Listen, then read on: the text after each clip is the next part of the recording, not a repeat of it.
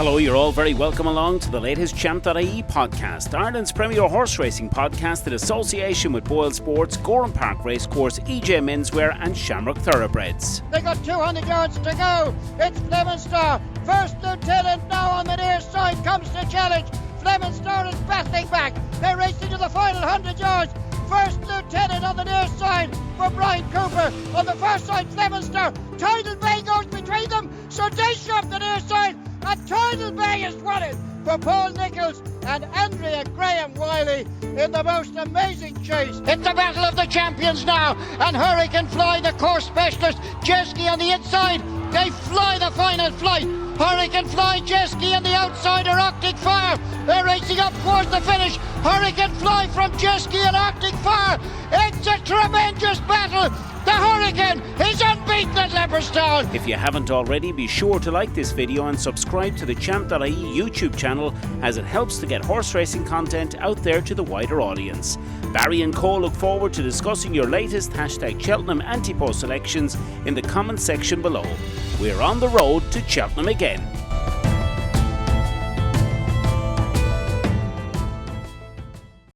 Yes, hello and welcome back to the Road to Cheltenham Challenge, episode number 9 of the series, and delighted and humbled to be joined, of course, on the Champ.ie podcast once again by Des Scahill, of course, legendary commentator, and of course, not just a commentator, of course, in Ireland, and a legendary commentator at that, but not too bad for birdies down the back 9 at Gowran Park and all things Manchester United. Dessie, welcome to the show.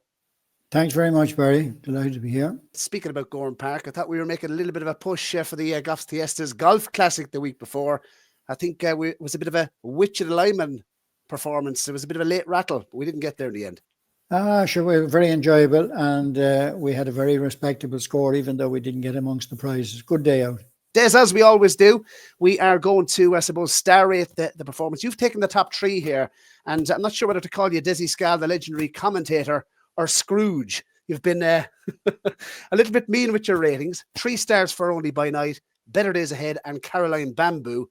And I've taken a look at Coca Cabana, who was the bumper winner, of course, at Navan on Sunday afternoon. Dino Blue was very underwhelmed with her performance, and Telefatique, who won, of course, the listed chase at Huntington in the week for Lucy Wadham, and has to be, I think, a contender for the Mayor's chase at the Cheltenham Festival. Dessie, Only by Night, kick us off. 3-star rating. She was given weight away. She's 3 from 3 over fences now. What did you make of the performance? Yeah, I thought it was more workmanlike than spectacular. And if you had backed her, there was a bit of a challenge on the run in. Now, to all credit, battled on nicely to never looked really in doubt on the run in. But I thought it was a bit more workmanlike. And I think Gavin Cromwell has placed her exceptionally well. Had a very good season over fences. Gavin places his horses brilliantly, and although the fact now that Only for Night's having a very good season, I thought she'd have to move up a gear now for to be competitive. Well placed to win her races so far, beat an outsider, look workmanlike to me, not spectacular. When we're on the team of the Mayor's Chase, let's talk about, I suppose, the 2 mares at the bottom of the screen there. Telefatique, who, as I mentioned, I was very, very impressed. I have to say, Des, I was very taken with her performance. She's improved 40 plus pounds for Lucy Wadham. She took the listed chase, obviously taking on Bride's Hill at Huntington in the weekend. As I mentioned, look, she's 4 from 5 now, Des, over fences. I thought she showed massive scope for a fence, and albeit she was receiving weight from Bride's Hill, who won the race last year at Huntington. I really loved the way she picked up from 2 out, and also from 50 yards to the line. I thought she hit the line very, very hard. She really ran out through the line. And Lucy Wadham has a real improving mare here. I mean, where is the ceiling? She's 16 to 1 now for the Mayor's chase at the Cheltenham Festival. I have to say, Telefatique, I thought she was arguably the performance of the week. Do you think that's a bold call, or were you impressed with her? Yeah, she looks a very progressive individual, but you'd want to be beating Bride's Hill. Like Gavin Cromwell would definitely have a few of his would, I'm sure, be better than Bride's Hill. And then you've got Dino Blue and Aligor Devassi in there. You may have said there earlier on that Dino Blue was underwhelming in her success. But I think given £6 to Aligor Devassi, I think Mark Walsh was in control of the situation at Naas. And I'd say there could have been a little bit more work to be done with her for the festival. I'd say that was a good prep run. And of those that you're talking about, I would definitely be leaning towards Dino Blue at this point. That's interesting, because I was going to come out with a statement, Des. You obviously don't agree with it. I thought of the short price favourites at the festival, I thought she was the one. Look, she was turned over in the race last year, Dino Blue. You mentioned maybe, there could be a little bit more to come. He gave her 7 smacks off the back of the last Mark Walsh. It'd just be interesting. Obviously, the race turned into a sprint at Naas Allegory de Vassie. And Dino Blue, of course, neck and neck coming down to the last. And I'm not entirely sure if either of them, Des, I trust them in the finish at the Cheltenham Festival. What do you make? I know we're not reviewing the performance, but Bioluminescence for the Mayor's Chase. She obviously was giving way to Dancing City, of course, at Naas on her most recent start. She'd have to be a big contender, wouldn't she? Would definitely figure. I certainly wouldn't be surprised if that one was to go on and win. I think running up to Dancing City was quite a good run. It might even have been a better run than some of her previous wins. Dancing City, I think, is going to be a leading contender in his Novice Chase. I wouldn't say that was a bad run by any means, but I still just think Battle Hardened has been there before. Dino Blue given £6 Allegor de Vassie wasn't the worst performance in the world, I think. Better days ahead. I think he's a horse that he never tends to be very over impressive, and maybe, I don't know if it's the plan with him, but I'd love to see him going a bit further. I think he just lacks a bit of a gear. He's very genuine. He battles well. Stellar Story, like giving him £5. I think Better Days Ahead is a very consistent sort, and I think might just come up about £7 short of the top novices, but he's a horse that will win plenty of races for connections, and I think you'll probably see the best of him over 3 miles. Caroline Bamboo, Des, talk to me. 3 stars. I actually thought she wasn't too bad. I thought her jumping was better than it was at Naas. Yeah, it was probably a bit better than it was at Naas, but had an absolute solo at Fairyhouse, dictated at all times during the race. Never had any real worries. She was joined at the second last, and then Gordon Elliott's horse made his exit there.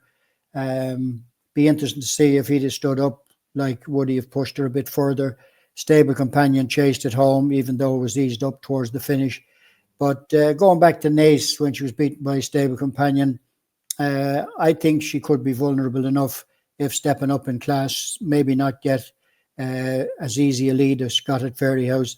9-4 on, 5-2 on. Race very much she was entitled to win, and did win, but had a danger removed, would probably have looked after that all right, but would have been interesting if it had stood up to see if it could have given it a bit more of a race than the Stable Companion chasing it home. But I'd give her the benefit of the doubt and say that it could go on definitely to better things. Did what it had to do on the day. I just keep thinking back to Naas when it got beat. It just may not be a superstar. Willie Mullins, has he found a bumper contender? Was quite impressed with Copacabana. Obviously was first him up. Very first start on a racecourse. Didn't come from the point-to-point field. Was a store. This race won by Firefox, Ginto, both in the Bective Silks in the past. Cantico won it last year for Willie Mullins. He went off 11-1 for the champion bumper. Madman's Game as well. But this, there was plenty in here well regarded. Clearly the market was doing all sorts of somersaults through the course of the day, Des. This horse went off 9-4 favourite, settled like a lamb in third. He impressed me now with what he'd done in the last 50 yards or so. Really opened up, stormed up the hill and ran out through the line. And it was interesting just listening to Ruby Walsh afterwards, Des. He did say that Copacabana, took Patrick Mullins quite a while to pull him up. I'd say of the Mullins bumper horses this season, he probably looks the standout that Patrick can ride at least. Well, unlike previous years, Willie's bumper horses this year have been far from vintage. He normally takes at least maybe 3 out of the festival at Leopardstown at Christmas, and winners have been in short supply. A good few odds-on shots got turned over. But this fella, I'm always wary when the whole field are very tightly bunched heading down towards the last 2 furlongs, as it was at Navan. But to be fair to him, when he was given the office to go, he relished the uphill. climb and pulled away for an impressive win, like a horse that could go very much in the right direction. Lovely time to win a race, less than a month, or around a month from the big meeting, and I'd say he could be Patrick's choice for the festival. Bambino Fever was very impressive in testing conditions at Leopardstown. Has to figure, I'd say, prominently. But you couldn't fault the way that horse won. Very, very impressive performance, Coco Cabana. Absolutely. Des, we're going to go for a very quick ad break. When we come back, we're going to do a Des Scahill very quick fire round. I'm going to get a tracker horse from you. We're going to look at the Turners Novices Hurdle at the Cheltenham Festival. I know you like one in that. And we're also going to give our Ante-Post selection for the Cheltenham Festival on week number 9 of the Road to Cheltenham Challenge. Definitely the social side. The atmosphere. Unreal. Look, atmosphere's class. Racing is good and going. All the glamour and The atmosphere, the people, the crack. Getting to see the horses and the trainers and the jockeys up close and close. Seeing beautiful thoroughbreds competing because they're the most majestic animals you've ever seen.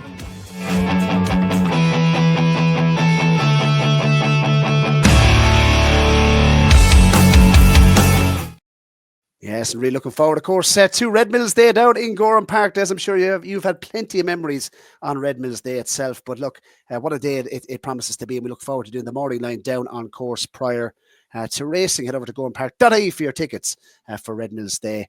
A fantastic day, and really looking forward to Saturday.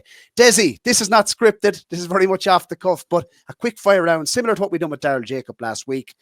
Best race you've ever called? What are you going to go Well, with?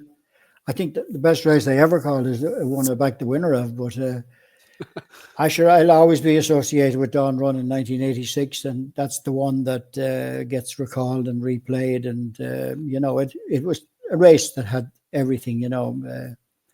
Paddy Mullins, and there was the big hullabaloo about John Joe taking over from Tony, and Mrs. Hill was the iconic figure that everybody associated with the mare, and she had such a great career. She had such a following here, and when she won the Champion Hurdle, she didn't take that kindly to fences for a while, and always was a mistake or two, always nearly there. But come Cheltenham, then everybody was saying, the target was to be the first ever to win Champion Hurdle and Gold Cup. And Irish winners weren't coming that popular at Cheltenham in those days. I remember when Galmoy was the only one for John Mulhern and Tommy Carmody in the Stayers. And now if we don't have close upwards of 20, it's a bad meeting. But and the excitement I think that race generated, and the way it unravelled. She looked beaten, came back from the dead and won. And she was such a great fan, great hero of the fans here. Heroine of the fans over here. Whenever she ran at Naas or wherever she'd run, thousands just thronged the parade rings to see her. And she was a marvellous crowd puller. And then to head for Cheltenham for the Gold Cup was the icing on the cake for her and Paddy Mullins, and a marvellous career with the mare. It was unfortunate then how everything panned out in France, but she gave us many, many great moments during her career. Absolutely, Des. For any aspiring commentators watching the show, or anyone looking someday saying, I'd love to commentate on horse racing, what would be the one piece of advice you give them?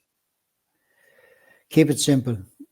Keep it simple. I remember talking to Peter O'Sullivan one time, and he said he called his book "Calling the Horses," and he said that's what it's all about. So it was a simple analogy. That was so. I just think that was really it. I mean, that's what the people really want to know is where their horse is. So everybody, all the new generation and everything, they have their own traits, and they feel that there's different ways of doing it. So I'm not going to be critical of any of them, because everything changes, and different eras now. But in my time anyway, I just feel keep it simple. Super advice, Des. Boylesports. Don't just bet. Choose wisely. This year's festival. The two British juveniles, to me anyway, they look the standout, and they look that little bit above what we have this side of the water. Lolamba or East India Dock, in one word or in three? Obviously, East India Dock is 3 words. Which way? Yeah, well, Lolamba has probably more in the tank. East India Rock, his style of running is going to be difficult to win a triumph, but if anyone can do it, he loves being in front, and he keeps going. I go for East India Rock. East India Dock for Des. Yeah. Who will Paul Townend ride in the Champion Hurdle, Des? Call it. Oh, Paul will ride Stateman. No, I think there's no question. I thought he'd ride Stateman at Leopardstown. I was surprised that so many people were surprised. I thought he would ride Stateman if he was showing any fire at all at home, and the fact that Willie Mullins was running him. If he wasn't right, he wouldn't have run. Now, don't ask me about the Lossiemouth, if she'd have fallen or not. It was early in the play. But I'd still stick with Stateman versus Lossiemouth every day of the week. Where will Factify run, do you think? Will it be in the Right Air Chase or the Gold Cup? Well, I think that everybody's mind has to be made up after the second episode at Leopardstown. First time against Gallopin des Champs at Christmas. Everybody say he can't beat Gallopin des Champs going an extra 2 furlongs. Has to go back to the Ryanair.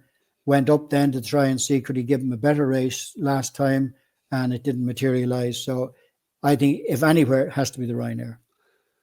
Will Michael O'Leary, I'm not going to say pluck up the courage, but will he run her in the Champion Hurdle, do you think, or will he stay in the mares? No, Michael would be a gambler. He likes the big stage. He wouldn't like to step down and go for the mares hurdle. He'd put that down now as the fact that Michael O'Leary was chicken in the decision making. And after Leopardstown, I know Stateman ran no race, run a line through it, didn't exist that race, but the speed that she went off at the front, I mean, she could still keep improving. Now, is Constitution Hill as good as he was? He's back to winning form, which is great to see him back. But is he as good as he was, or is he vulnerable to something that's improving? And he won't get anything easy if she goes off the gallop she went at Leopardstown. He will know there's a race on to move up and try and join her going to the last. I've no doubt Michael O'Leary will go for the Champion Hurdle. Sounds like you give her a big chance as well, Des. Well, I mean, if there's any chinks in Constitution Hill, I mean, that's what the Champion Hurdle is about. And I don't think Michael O'Leary or Gordon Elliott will shy away from one horse. If they finish second to her, she can still go back and win it the following year. Fascinating. Most impressive bumper horse this season for you, either side of the water, Des. Who have you been most impressed with? Well, when I saw him win, I thought, Gordon Elliott's horse, Calypso Chance, is it? Calypso Chance, yeah. Yeah, God, he was very impressive. In England, Wind Beneath My Wings, but I don't know about the strength of them. Sometimes you can see a very, very impressive winner over there and come to Cheltenham, they don't figure. Bambino Fever, I love the way that went at the line at Leopardstown. I don't know who'll ride that. Maybe Jody will retain the ride if Patrick goes for Coco Cabana. But I'd say visually, just looking out from the stands, I thought Calypso's Chance was visually very, very impressive. Tracker horse, one from the last 7 days, or even beyond, the catch your eye that we should keep on side? Well, a funny thing, 2 horses that caught my eye are running in the same race, I think. In the Boodles, Total Look at Punchestown looked like a horse to keep on side next time. I think each way in the Boodles he's got a great chance. But I thought there was a very interesting runner from the Joseph O'Brien stable. Put Your Hands Together, finished second at Fairy House. Joseph O'Brien has plotted the Boodles and the Triumph on a couple of occasions with novice hurdlers, and I wouldn't be surprised if he became a very interesting runner, but I'm going to stick with Total Luck for the Boodles. Des, next section of the show. Can I just throw one into the mix there? Mickey Angel. By the way, the tracker horses, Des, on this series have been absolutely flying in. Not I suppose after time in here, or not blowing herself up too much, but for perfect judgment. Week 1 trackers won 3 times since. Verdun Place won at the weekend. That could be a big player for the Tri-Town at the Estes Chase for for Pat Foley, I think, next season, Des. And keeping an eye as well. Jubilee Alpha has won twice, and Derry Hayes and Paddy has gone on to win as well at odds of 2-1 after being the tracker horse. So no pressure, Des. The tracker section has delivered for viewers of the show, and it does pay, I suppose, to put them in the tracker and keep an eye on the horses mentioned. Mickey Angel is the horse I'm going to mention. Won off 104, would you believe, last Wednesday at Fairyhouse. Keith Donoghue rode to victory, made an absolute mockery of that mark, having its third start for Gavin Cromwell. I think that's a horse worth following, and there could be a lot more up that one sleeve on just its sixth start of a hurdles, of course, at Fairyhouse last week. So Mickey Angel is the one, a rare grey son of a Westerner, 7 years of age, lightly raced individual that could be well treated for Gavin Cromwell. Boylesports. Don't just bet, choose wisely. The big race that we're going to take a look at is the Turner's Novices Hurdle, and I believe you're very, very keen on one in here. Yes, I was absolutely taken away by the performance of Final Demand at Leopardstown. He also caught our attentions, like when winning at Limerick, and he went on to Leopardstown, and I thought it was a fantastic performance. Final Demand. Now, I think this could be one of the clashes of the meeting. He'll be taking on the best of the English in the New Lion, of course, who is the subject of a big changeover in colours, and will be wearing the green and gold for JP. But after a couple of great performances, no doubt he's a very, very strong candidate. And to take him on, you'd really want to have something. But I think Final Demand is my horse for the whole Cheltenham Festival, to be quite honest. Even though you're not at a meeting. Yeah, I think so. Yeah, I'll go with Final Demand. What do you like most about this individual, Des? Well, he just looks such a powerful horse in gallop, and he glides along. His jumping is absolutely impeccable. He just jumped the second last, and Paul just let him run up in his hands round the last bend, and the race was over in a few strides. And stepping up again another couple of furlongs. I mean, I think this horse could be a real Gold Cup horse. Now, I know we're going ahead of ourselves here. He hasn't even jumped the fence yet, but sheer potential, I think this horse has everything, and it'll be all in for Final Demand for me. In the Turners? In the Turners, yeah. Absolutely. Des, final ad break. When we come back, we're going to put in our selections for season number 6, season number 5, should I say, episode number 9 of the Road to Cheltenham Challenge.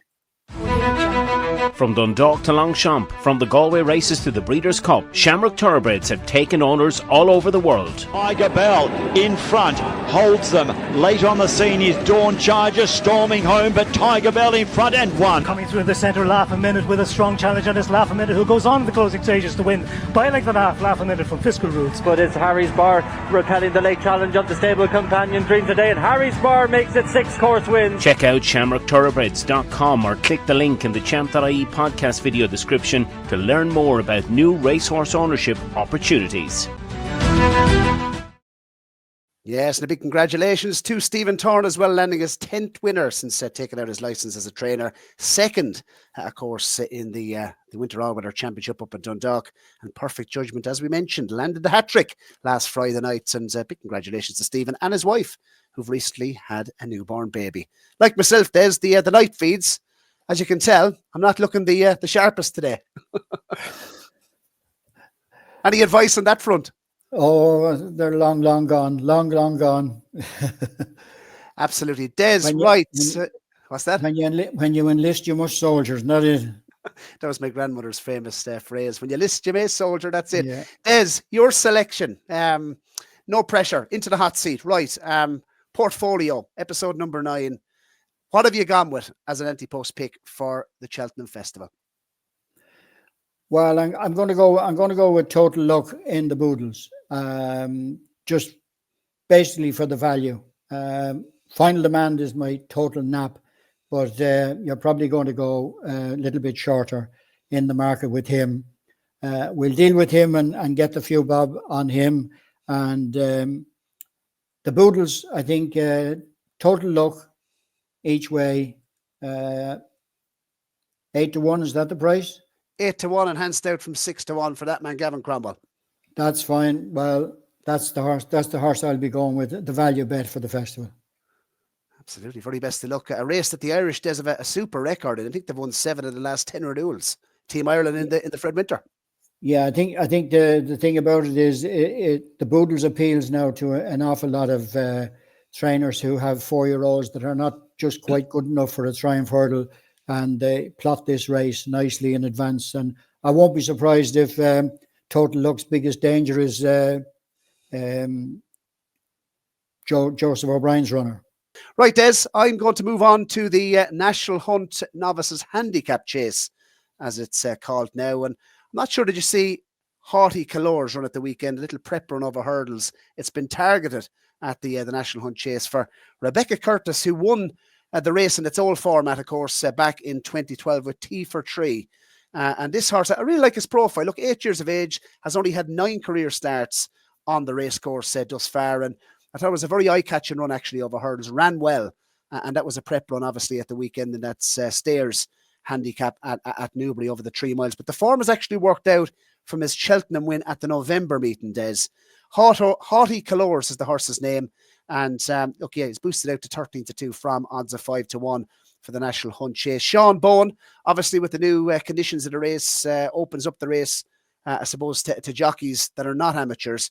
And Sean Bowen obviously gets on well with the horse. And I thought actually the second in that run at Cheltenham at the November meeting is probably the one I'm most fearful of, the Dessie, is Transmission for the Neil Mulholland stable. I thought he ran really, really well to the line.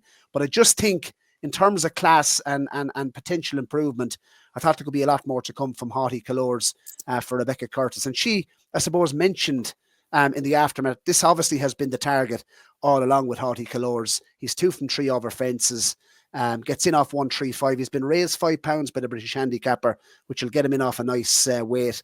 And I thought interesting, obviously he's entered in the Brown Advisory again. And she compared this horse to have similar enough class to O'Whalen's Boy, but with the likes of Ballyburn, Dancing City, Lecky Watson, what Croke Park, Better Days Ahead. I don't think she's going to be taking on the Irish.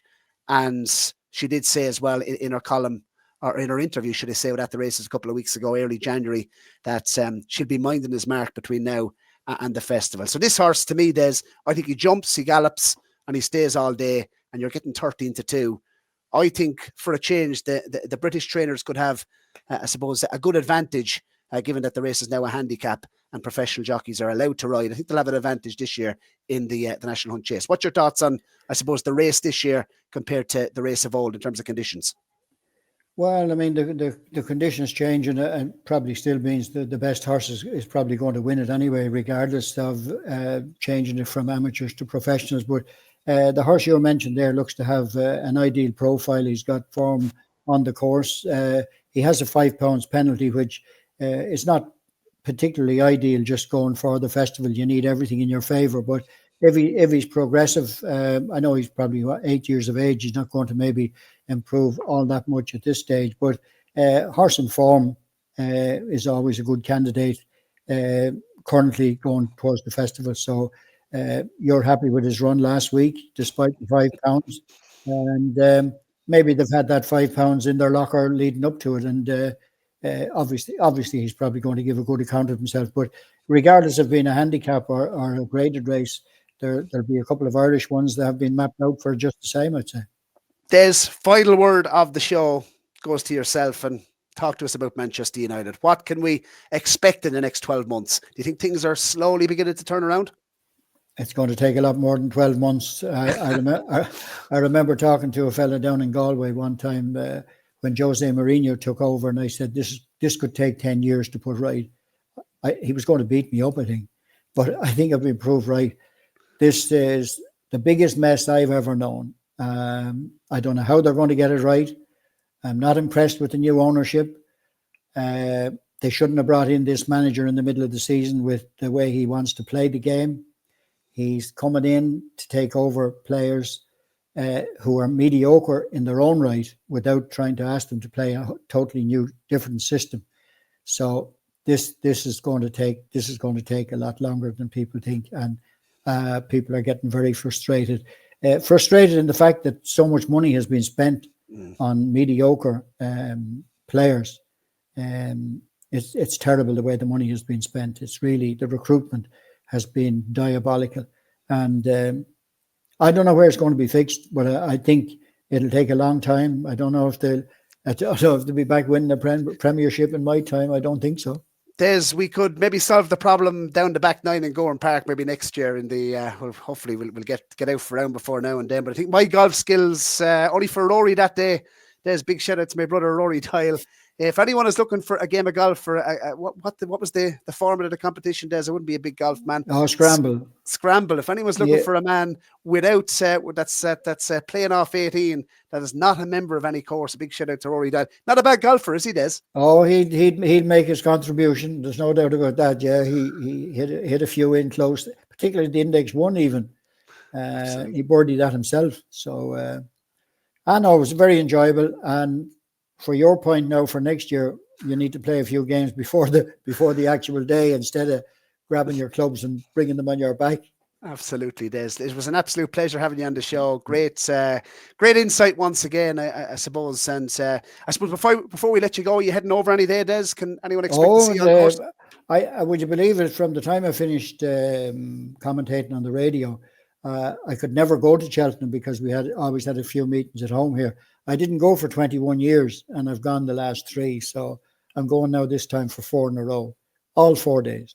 And the horse you're most looking forward to is Final Demand. Is that correct? Well, Final Demand is my superstar, but to win a few pound, I'll be going with Total Luck. There's absolute pleasure. Enjoy the festival. It was brilliant having you on episode number 9 of the Road to Cheltenham Challenge. For those, I suppose, viewers in the comment section, don't forget, put your selections down below for episode number 9. Continue to update your portfolio on the eve of the Cheltenham Festival. Of course, we are going to announce the winner of the Road to Cheltenham Challenge viewer competition, and the winner will get, I suppose, a VIP trip to the Boylesports Irish Grand National. Not forgetting as well, just to mention as well, the Boylesports, of course, the Boylesports Cheltenham Festival preview night will take place at Limerick Racecourse on Thursday the 20th.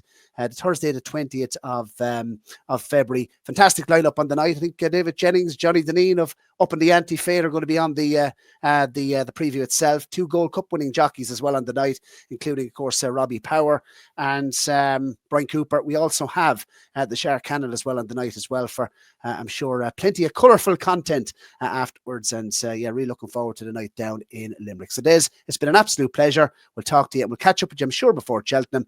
Thanks very much for joining the show, Des. No problem, Barry. Thank you very much.